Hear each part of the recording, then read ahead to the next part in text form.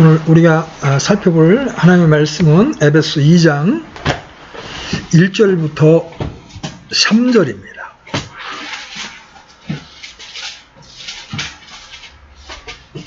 에베소 2장 1절부터 3절 같이 읽어보겠습니다. 시작. 또 그분께서 범법과 죄들 가운데 죽었던 너희를 살리셨도다. 지나간 때에는 너희가 그것들 가운데에서 이 세상의 행로를 따라 걸으며 공중의 권세 잡은 통치자 곧 지금 불순종의 자녀들 가운데 활동하는 영을 따라 걸었느니라. 지나간 때에는 우리도 다 그들 가운데에서 우리의 육신의 욕심 안에서 생활하며 육신과 생각의 욕망을 이루는 각 사람과 같이 본래 진노의 자녀들이었으나. 오늘 기독교가 말하는 인간, 기독교의 인간론에 대해서 한번 살펴보려고 합니다.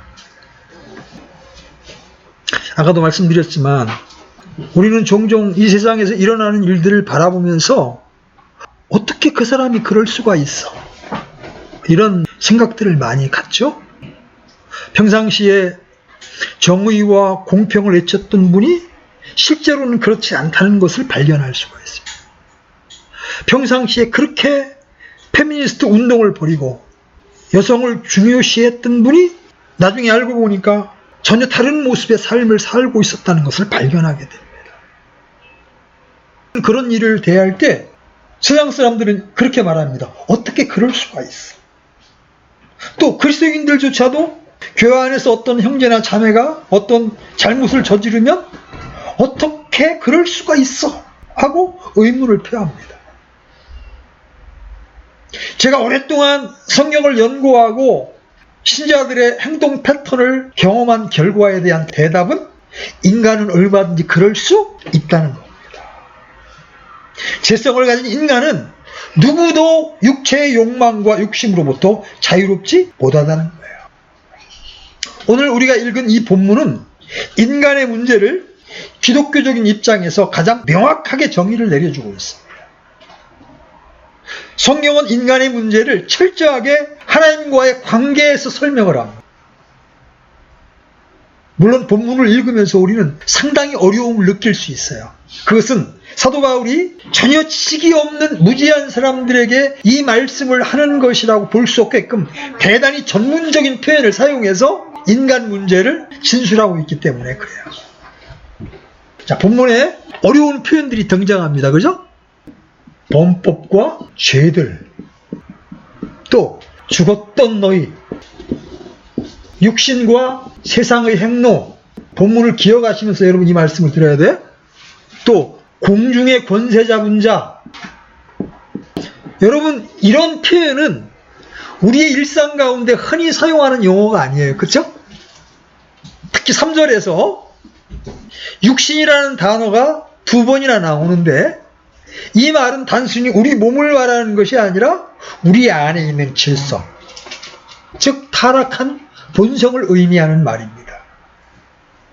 그러므로 사전에 어떤 지식을 가지고 있지 않은 사람은 도저히 알 수 없는 표현이 나오고 있는 겁니다.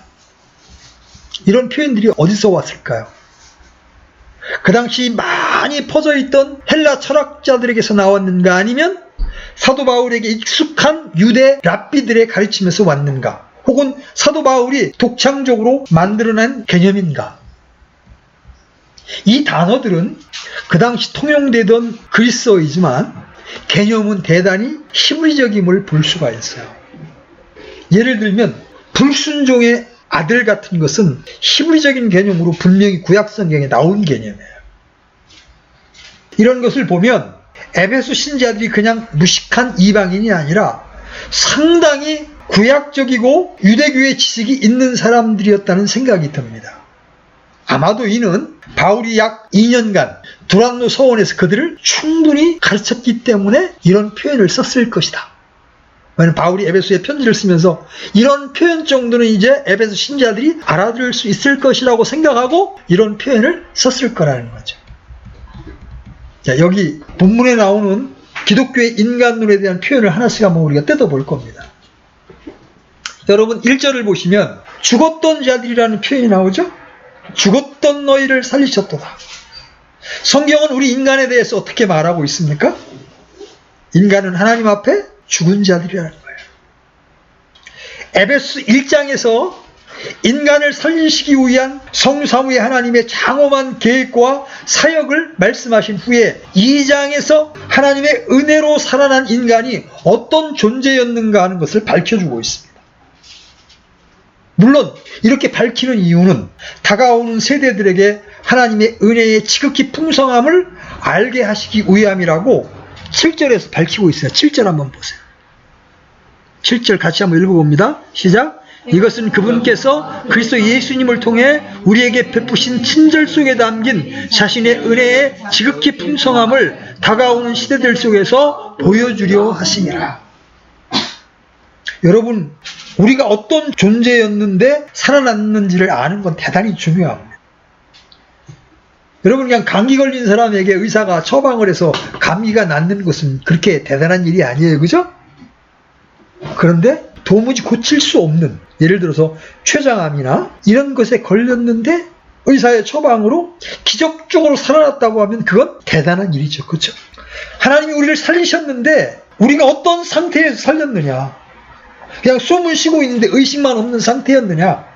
아니면 죽었던 자들이냐? 성경은 구원받기 전에 인간의 모습을 어떻게 표현합니까? 죽었다. 죽었던 자들을 살려내야만 그것을 통해서 하나님의 은혜의 지극히 풍성함을 알려줄 수가 있는 거예요. 여러분, 의사가 감기 환자 고치겠다고 그 의사가 명의라는 걸 증명하는 게 아니잖아요. 그죠?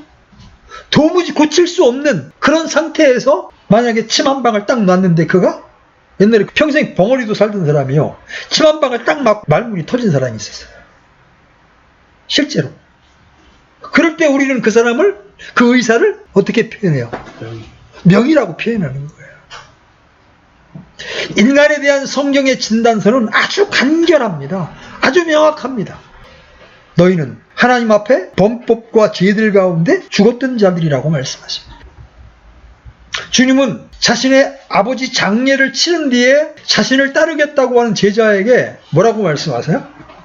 죽은 자들로 죽은 자를 장사 지내게 하라. 멀쩡하게 살아서 먹고 움직이는 사람을 죽었다고 선언합니다. 이 기독교가 세상 사람들에게 배척을 받는 이유가 바로 그거예요.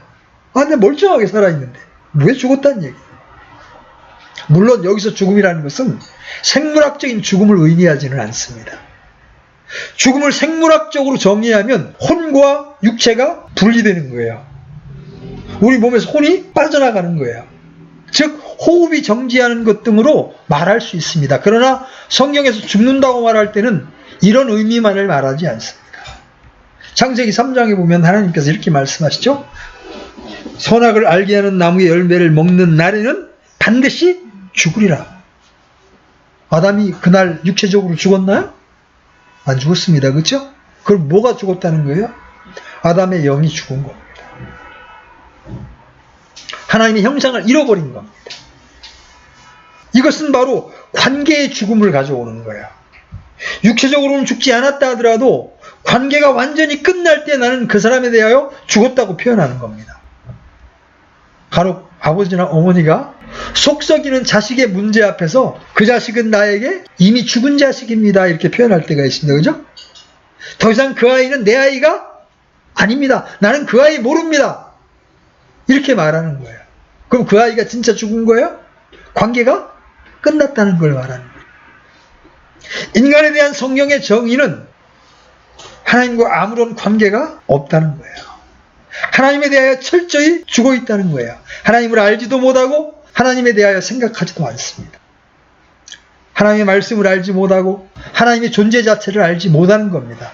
여러분이 복음의 말씀을 듣기 전에 여러분이 하나님의 존재를 인정했나요? 인정 안 했습니다. 그렇죠? 왜 그래요? 여러분이 하나님과 단절되어 있기 때문에 그래요. 자, 죽었다. 근데 성경은 왜 죽었다고 말씀하세요? 본문을 보세요. 우리가 죽었다고 말했는데 왜 죽었다? 그 이유가 뭐예요? 범법과 죄들 때문에 죽었다.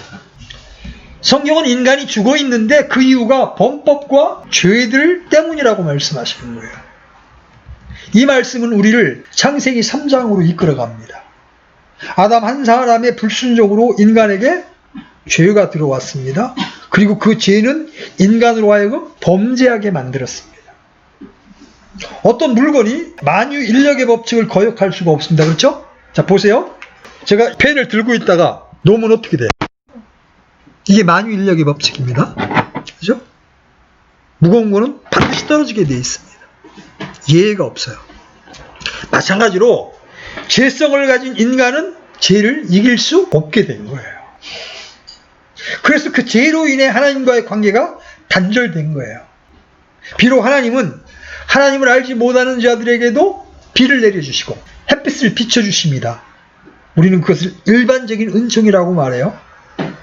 그렇지만 정말로 우리에게 주시려는 은혜는 주실 수가 없어요. 왜 그래요? 죽어있기. 이 범법과 죄들이라는 말은 이거는 히브리적인 개념이에요. 이 범법이라는 말은 무슨 뜻이냐면 영역을 넘어 침범하는 걸 말해요. 영역을 넘어 침범하는 것. 죄들은 관역을 맞추지 못하고 빗나가는 것을 말해요.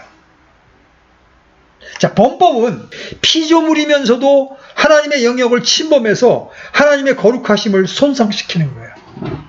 하나님이 선악을 알게 하는 나무 열매를 따먹지 말라고 그랬어요. 왜 그래요? 그 과일나무 하나가 뭐길래? 여러분, 그것은 하나님과 인간을 구분하는 구분선이에요. 선악을 분별하는 건 누구의 영역이다? 하나님의 영역이다. 그걸 침범할 때 내가 하나님이 되겠다는 거예요. 마귀가 했던 것처럼 내가 하나님이 되겠다. 인간이 내가 신들처럼 높아지겠다는 욕망을 부추긴 거예요. 하나님은 에덴 동산에 있는 모든 열매는 마음대로 따먹으라고 그랬어요. 근데 선악을 알게 하는 나무의 열매는 따먹지 말라. 왜? 그건 하나님의 영역이에요. 선악을 판단하는 것은 하나님의 영역이에요. 여러분, 우리는 뉴스나 이런 걸 보면 각각 진영이 다른 사람끼리 다른 사람을 극도로 미워하고 판단합니다. 그렇죠? 그리스도인들끼리도 어떤 사람을 극도로 비방하거나 정죄합니다. 여러분, 그런 부분들을 매우 조심해야 합니다. 왜 그렇습니까? 판단은 누구의 영역이에요? 하나님의 영역입니다. 우리가 모르는 사정이 얼마든지 있을 수 있는 거예요. 우리가 잘못 판단할 수 있는 영역이 얼마든지 있을 수 있는 거예요. 근데 내가 옳다고 생각하면 어떻게 돼?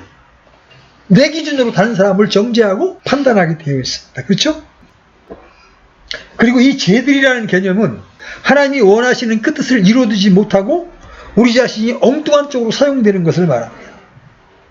김주원이 예를 들어서 미안한데, 하나님의 뜻은 말씀을 읽고 말씀을 순종하는 게 하나님의 뜻이에요. 근데 계속 관역이 빗나가서 계속 게임만 하고 싶은 거예요. 계속 하나님이 싫어하시는 것만 좋아하는 거예요. 이게 죄들이에요. 하나님이 원하시는 방향과 다른 방향으로 가는 거예요. 우리가 이 범법과 죄들을 제대로 이해하려면 창조 당시로 돌아가야 합니다. 성경이 우리 인간의 창조에 대해서 말씀하시는 것이 뭐예요? 창조에는 두 가지 의미가 있어요. 인간의 창조에는. 하나는 축복입니다. 이게 무슨 의미예요? 하나님 우리를 창조하실 때 어떻게 창조하셨어요? 창세기 1장 26절 한번 열어봐요. 창세기 1장 26절. 자, 같이 읽습니다. 시작. 하나님께서 이르시되 우리가 우리의 형상으로 우리의 모양에 따라 사람을 만들고 그들이 바다의 물고기와 공중의 날짐승과 가축과 온 땅과 땅에 기는 모든 기는 것을 지배하게 하지 않습니다. 자, 보세요. 인간이 창조될 때 하나님의 형상과 모양대로 창조되었어요. 그래서 그는 모든 땅의 육축과 공중에 나는 것과 기는 것들을 지배할 수 있는 통치자로 지음을 받았습니다. 하나님의 형상과 모양이라는 건 우리 외모를 말하는 게 아닙니다. 우리 안에 여러 가지 성품적인 기능들이 하나님을 닮게 만들었다는 거예요. 근데 이 하나님의 창조에는 축복만 있는 것이 아니라 또 다른 하나는 우리의 한계를 보여줍니다. 하나님께서는 우리를 무엇으로 빚으셨습니까? 흙으로. 우리 안에는 하나님의 놀라운 호흡이 있음에도 불구하고 우리의 본질은 어디까지나 사람이지 하나님이 아닌 거예요. 그런데 죄가 들어왔어요. 우리더러 신들처럼 되라는 마귀의 유혹이 온 겁니다. 인간이 하나님께서 금하신 선악을 알게 하는 나무의 열매를 먹었다는 것은 하나님의 영역을 침범해 하나님의 거룩하심과 창조주 되심을 손상시킵니다. 다른 한편으로는 우리의 몸이나 혼이 하나님의 뜻대로 사용되지 못하고 오히려 하나님을 대적하는 방향으로 사용되게 되는 겁니다. 그래서 범법과 죄들은 항상 함께 따라다니는 겁니다. 한편에서는 하나님의 거룩함을 손상시키고 한편에서는 하나님의 뜻과 상관없는 엉뚱한 방향으로 자기의 몸과 혼을 사용하는 거예요. 그 결과 범법과 죄들로 죽은 결과 인간들은 기억 상실증에 걸리게 된 겁니다. 여러분, 어떤 교통사고나 그런 큰 사고를 당하고 난 이후에 살아는 났는데 가족을 몰라보는 사람들이 있습니다. 이렇게 범법과 죄들 가운데 빠진 인간의 특징은 하나님에 대하여 죽어있다는 겁니다. 그의 의식 가운데 하나님에 대한 생각이 전혀 없다는 겁니다. 어떤 믿지 않는 사람에게 하나님에 대한 말을 하면 멍한 눈으로 쳐다봅니다. 도대체 무슨 말이냐? 이런 표정을 짓는 겁니다. 하나님께 대해서 기억 상실증 내지는 신간 인물이 되었다고 표현하는 것이 가장 적절한 표현입니다. 정말 하나님에 대해 아는 것이나 생각나는 것이 아무것도 없는 상태, 그게 바로 죽어있는 사람의 모습입니다. 그렇지만 캐톨릭이나 이단들도 하나님을 믿는다고 말하지 않습니까? 이렇게 여러분들 생각할 때 그건 자기가 생각해낸 하나님을 믿는 거예요.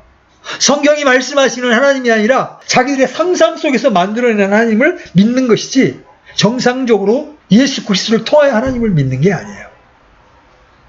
자, 이제 우리의 상태를 말했습니다. 여기 주목하십시오. 우리는 죽은 자들이었다. 아멘? 여러분, 이 사실이 분명치 않으면 하나님의 은혜가 우리에게 임할 수가 없어요.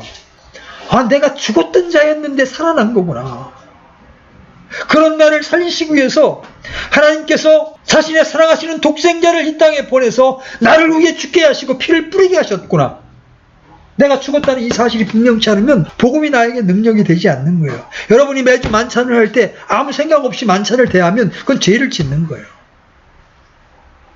여러분이 빵을 뗄 때 주님, 정말 거룩하신 주님이 나 때문에 몸이 찢기시고 피를 뿌리셨습니다. 이 빵과 잔을 대할 수 없는 이 부족한 자지만 하나님의 은혜에 의지해서 이 시간 주님의 몸을 상징하는 빵을 뗍니다. 주님의 피를 상징하는 포도즙을 대합니다. 주님이 나를 위하여 죽으셨다는 사실을 이 시간 감사함으로 받아들입니다. 이런 감격과 이런 기쁨이 여러분 안에 있어야 되는 거예요. 근데 여러분이 아무 생각 없이 빵을 대. 왜 그래? 여러분들이 죽었다는 사실이 별로 실감이 안 나는 거예요. 그런데 이제 오늘 에베소 2장의 본문에 의하면 이 죽은 자들이 사는 방식이 있다는 거예요. 이 죽은 자들이 사는 죽은 삶의 방식이 있다는 거예요. 자, 2절 보세요.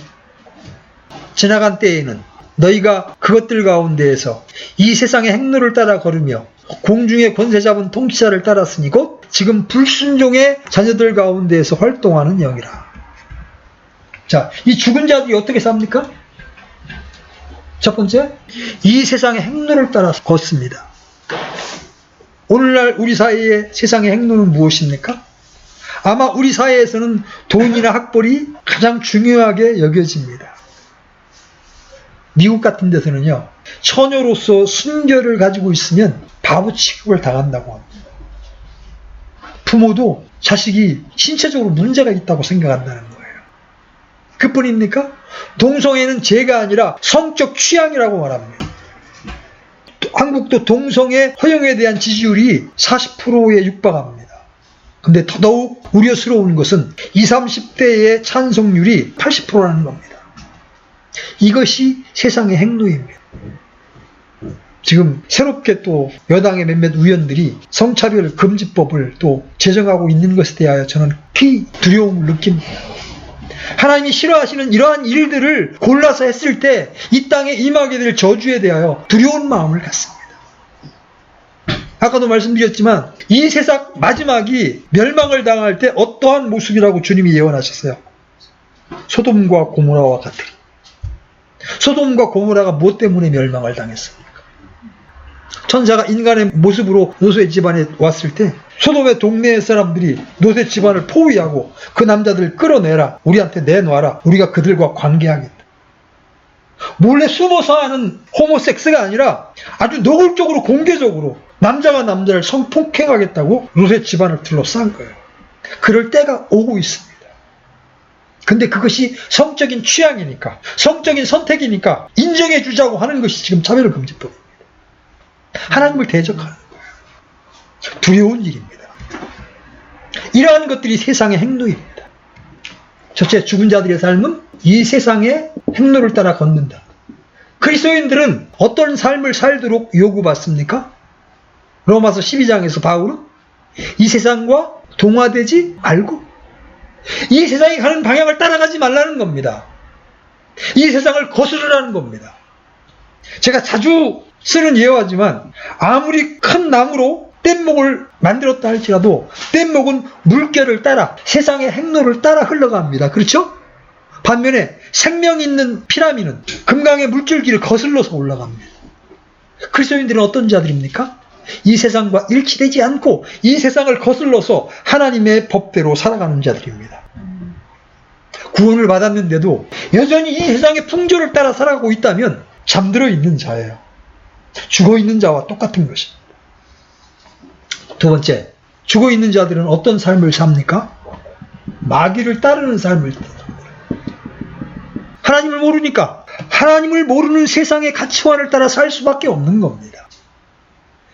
그런 삶의 특징은 철저하게 세상에 동화되는 거예요. 그 사회가 시키는 대로 살 수밖에 없어요. 그런데 그런 세상의 행로 뒤에는 바로 마귀의 영이 역사하고 있는 거예요. 오늘 본문 보세요. 이 여기서 불순종의 자녀들 가운데 활동하는 영이라. 여러분, 어떤 사람이 어떤 행위를 할 때 그것이 그 사람의 생각이라고 여러분 생각하지 마십시오. 자, 어떤 사람이 인생을 비관하거나 아니면 자기의 죄가 드러날 겸에 자살을 선택합니다. 그때 자살할 마음을 주는 것이 누구라고 생각하십니까? 자기라고 생각합니까? 아니요. 마귀의 영이 그 사람 안에 작동하는 겁니다.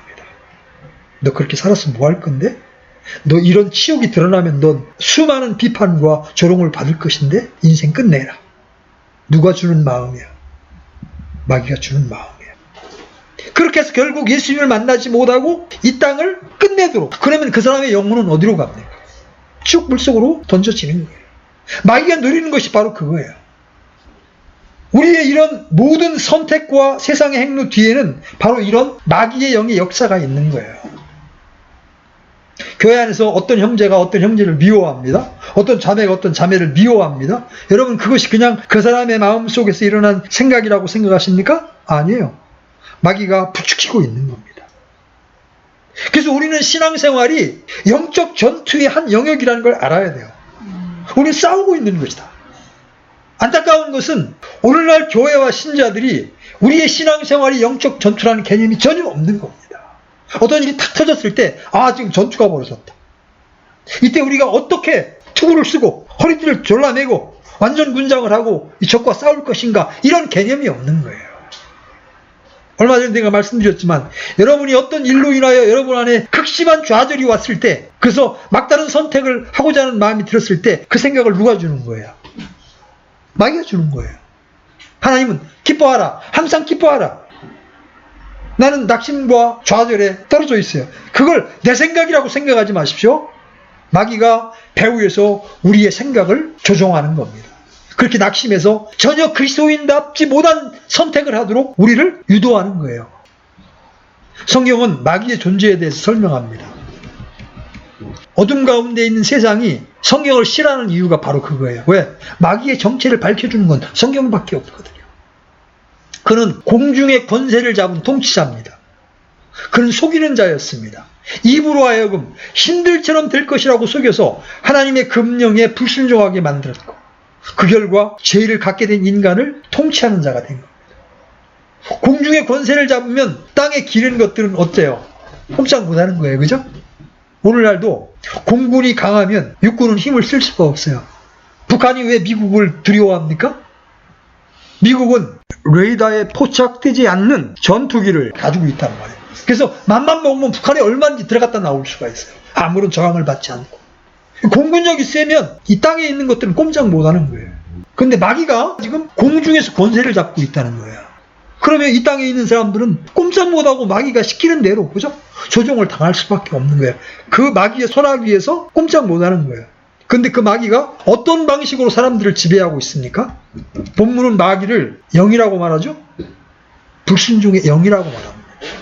그래서 마귀는 사람들의 생각의 활동에서 작동케 합니다. 문제는 좋은 방향이 아니라 나쁜 방향으로 작동케 한다는 거죠. 자, 첫째로 마귀는 사람으로 하여금 죄를 짓게 만듭니다. 마귀의 목적이 뭐예요? 하나님이 만드신 이 세상을 파괴시키고 인간을 망가뜨리는 겁니다. 마귀는 손도 발도 없지만 사람으로 하여금 하나님을 미워하게 하고 하나님이 싫어하시는 일을 하도록 자극을 줌으로써 파괴시키는 겁니다. 그래서 하나님을 알지 못하는 사람들은 이유 없이 하나님을 미워하고 하나님이 싫어하시는 일만 골라서 하게 되어 있습니다. 마귀는 이렇게 범죄한 인간을 하나님께서 심판하실 수밖에 없음을 알기 때문에 계속해서 죄 가운데 이끌어가는 거예요. 그러면서 비웃는 겁니다. 당신이 만든 인간을 당신이 벌 줘야 하는 거예요. 마귀는 또 사람의 마음속에 의심과 분노를 심어놓습니다. 단지 심어놓을 뿐만 아니라 부채질해서 극단적인 수준에 이르게 합니다. 그래서 살인이 일어나는 거예요. 사람의 감정이나 사람의 신체를 사용하는 겁니다. 그래서 화를 잘 내거나 혈기가 있는 사람은 조심해야 합니다. 그런 사람은 마귀가 너무나 좋아하는 사람이에요. 자, 둘째로 무서운 것은 마귀의 유혹은 사람들에게 거짓된 가치관을 심어줍니다. 그렇게 함으로써 마귀의 지배에서 결코 벗어나지 못하게 하는 거예요. 보세요. 마귀는 이 세상에다가 이런 생각들을 다 심어 놓습니다. 선하게 살면 다 좋은 데 가는 거야. 어떻게 예수님만 믿는다고 구원받을 수 있어. 이런 거짓된 가치관을 심어 놓아서 마귀의 지배에서 절대로 벗어나지 못하게 만드는 겁니다. 또 마귀가 이 세상에 심어 놓은 가치관이 뭐예요? 죽으면 끝이야. 죽어서 땅속에 들어가서 그냥 흙으로 변하면 끝이야. 그래서 죽은 다음에 심판이 있다는 하나님의 말씀을 받아들이지 못하도록 거짓된 가치관을 미리 뿌려놓습니다. 또 돈이면 최고라는 생각을 넣어주어서 이것을 위해서 물불을 가리지 않게 만듭니다. 그뿐입니까? 심지어 교회 안에다 영적인 것을 가장해서 거짓 교리를 붙들게 만듭니다. 그래, 은혜로 구원을 받지만 그래도 착한 일을 해야 하나님 우리를 받아주시지. 그럴듯하죠? 성경은 오직 믿음으로 구원을 받는다고 분명하게 선포하고 있다. 사실 공중권세가 무서운 것은 그것이 그 사회의 가치관으로 나타난다는 거예요. 여러분, 지금 동성애에 대해서 사람들이 그렇게 관대해지는 이유가 뭐예요? 옛날엔 동성애 그러면 아주 시급했잖아요. 근데 지금은 너무나 사회가 관대해지고 있습니다. 광화문 앞에서 퀴어 축제를 벌이고 난리를 쳐. 근데 정부가 지원을 해주고 있습니다. 사람들이 그것에 대하여 전혀 거부감을 느끼지 않습니다. 왜 그래요? 이미 마귀가 이 세상에 그런 거짓된 가치관을 깊숙이 심어 놓았기 때문에 그래요. 여러분, 왜 복음이 전파되는 것을 마귀가 두려워합니까? 이 복음이라는 핵폭탄이 투하되면 모든 사람들이 당연하다고 생각하는 세계관에 균열이 생기게 되는 거예요. 그게 아니었구나. 그게 잘못된 거구나. 우리는 얼마든지 다른 방식으로 살 수 있고 그것이 더 아름다운 삶이구나. 이걸 가르쳐 준단 말이에요.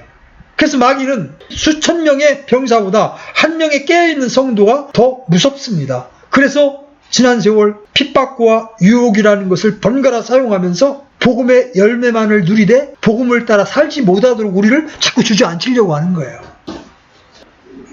이렇게 하나님을 향하여 죽어있는 자는 마귀를 향하여 반응합니다. 마귀의 종노릇을 하게 되는 거예요. 그것은 우리 안에 있는 죄성, 곧 육신 때문이에요. 하나님을 향하여 죽어있을 때 인간의 삶은 육신의 욕심 안에서 생활하게 됩니다.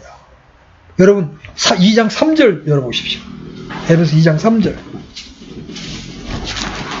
자, 같이 읽습니다. 시작. 지나간 때에는 우리도 다 그들 가운데에서 우리의 육신의 욕심 안에서 생활하며 육신과 생각의 욕망을 이루어 다른 사람들과 같이 본래 진노의 자녀들이었으나 하나님을 향하여 죽어 있을 때 인간의 삶은 육신의 욕심 안에서 생활하게 됩니다.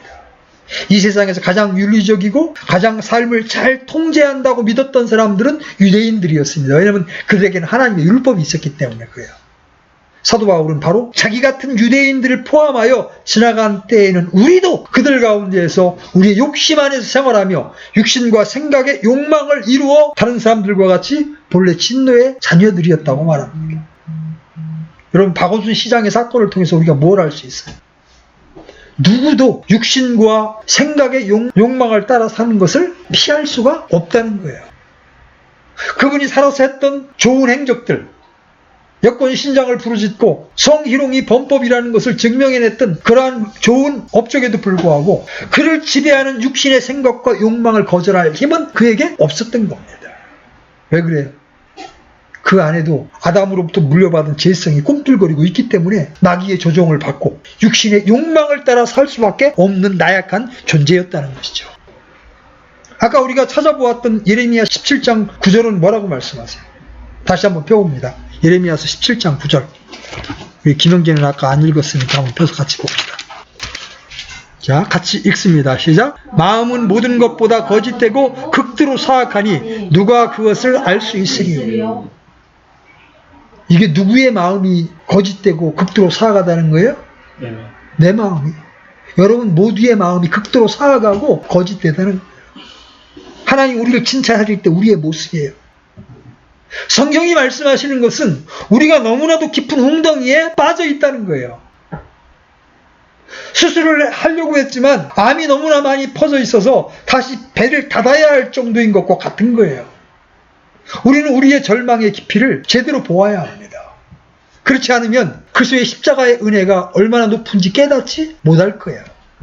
죄에 대해서 철저히 깨달은 자만이 하나님의 은혜를 제대로 누릴 수가 있는 거예요. 많은 그리스도인들이, 많은 교회들이 사회윤리에 관심을 가지고 있습니다. 구제하는 일, 지역의 골목길을 청소하는 일, 정의 구현, 이런 것들을 주목합니다. 그 이유가 무엇입니까? 물론 우리 그리스도인들도 이런 사회 문제에 책임을 지고 나름대로 어려움을 도와보자는 긍정적인 측면이 분명히 있습니다. 그러나 다른 한편으로는 죄라는 문제가 너무도 다른 사람들에게 거부감을 주니 인간의 인격을 깎아내리고 회개의 요구가 너무 심한 편견 때문이라는 생각 때문에 복음의 문턱을 낮추기 위해서 이런 데 관심을 기울이는 거예요.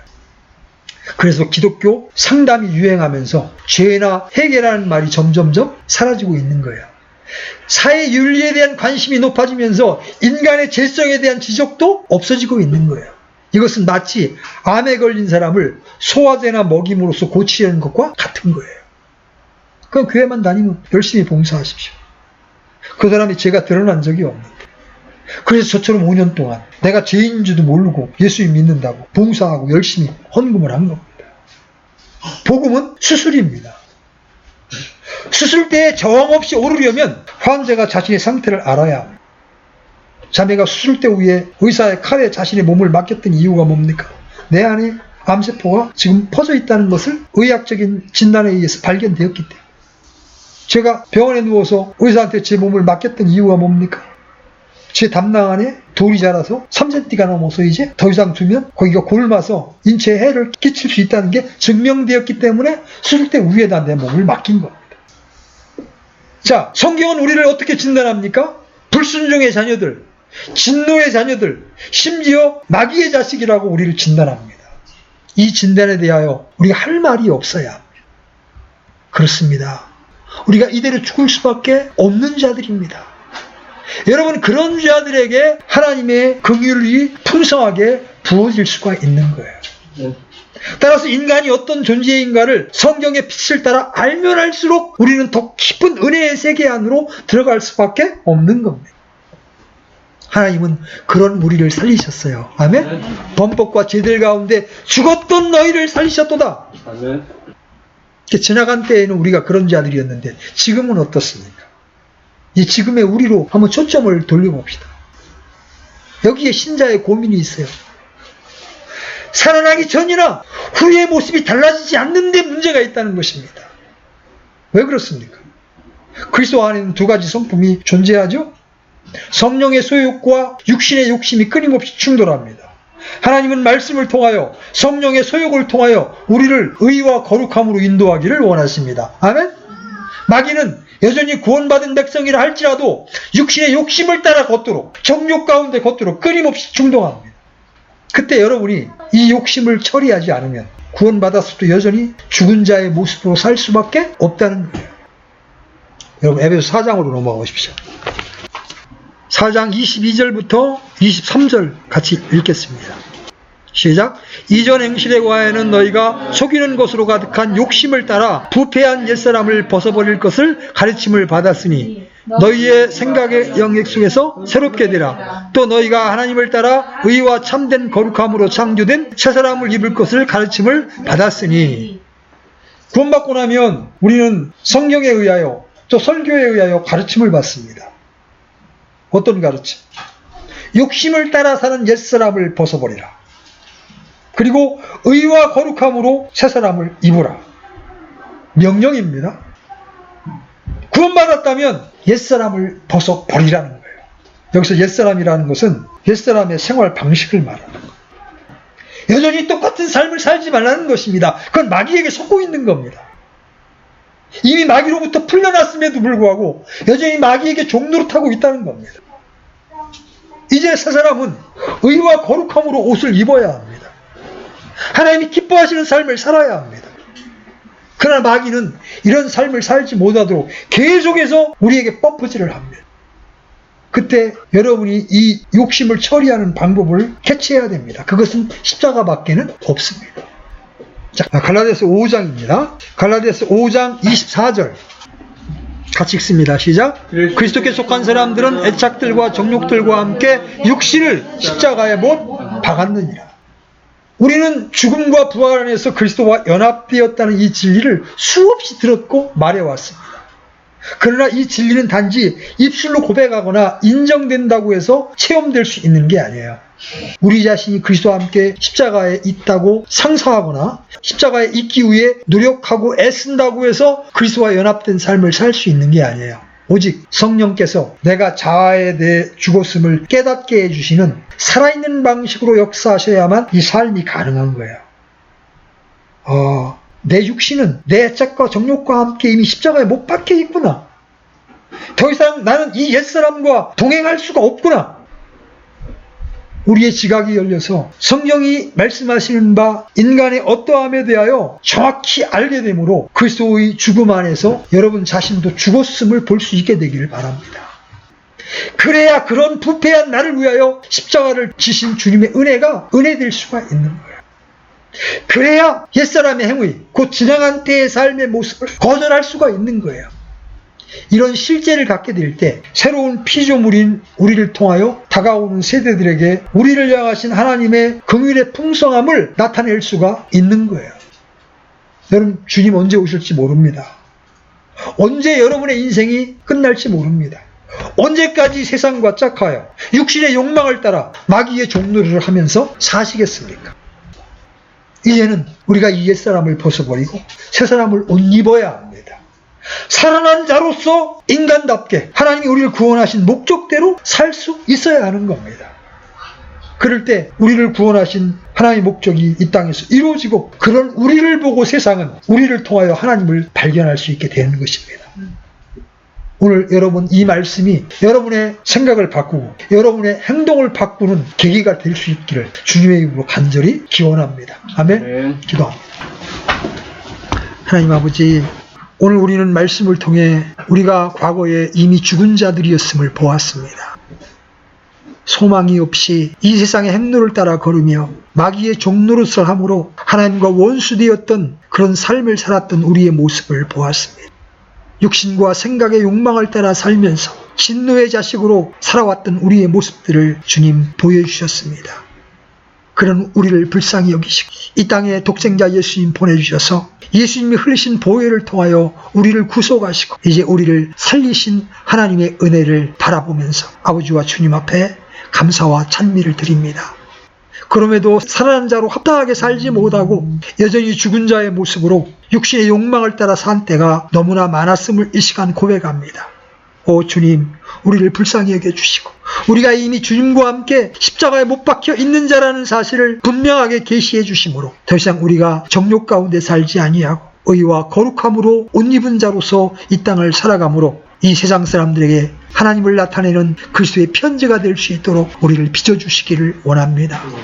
우리 지체들 한 사람 한 사람을 세밀하게 가르쳐 주셔서 이런 실제의 삶을 삶으로 우리를 통하여 하나님께서 영광을 받으시는 삶이 이루어질 수 있기를 소망하오니 주님, 우리에게 이 공과를 가르쳐 주시옵소서.